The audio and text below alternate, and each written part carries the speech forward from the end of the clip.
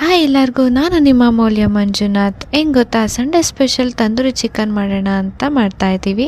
ಬನ್ನಿ ರೆಸಿಪಿ ಹೇಗಿದೆ, ಟೇಸ್ಟ್ ಹೇಗಿದೆ ಅಂತ ನೋಡ್ಕೊಬರೋಣ.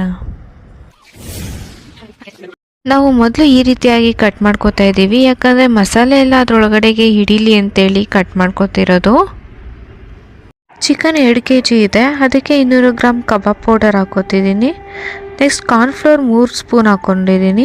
ಖಾರದ ಪುಡಿ 4 ಸ್ಪೂನು, ಉಪ್ಪು 3 ಸ್ಪೂನು, ಶುಂಠಿ ಬೆಳ್ಳುಳ್ಳಿ ಪೇಸ್ಟ್ 3 ಸ್ಪೂನು, ಪುದೀನ ಮತ್ತು ಕೊತ್ತಂಬರಿ ಪೇಸ್ಟು ಸ್ವಲ್ಪ. ಅದೆಲ್ಲ ಹಾಕಿದ್ಮೇಲೆ ಕಲಿಸ್ಕೊಳ್ಳೋದಕ್ಕೆ ಮೊಸರು ಎಷ್ಟು ಬೇಕು ಅಂತ ನೋಡಿಕೊಂಡು ಹಾಕ್ಕೊಂಡು ಕಲಿಸ್ಕೊಳ್ಳಿ. ಆಮೇಲೆ ನಿಂಬೆಹಣ್ಣು ರಸ 1.5 ಹಾಕಿದ್ದೀನಿ, ಉಳಿದ್ರೆ ತುಂಬ ಚೆನ್ನಾಗಿರುತ್ತೆ ಅಂತ ಹೇಳಿ.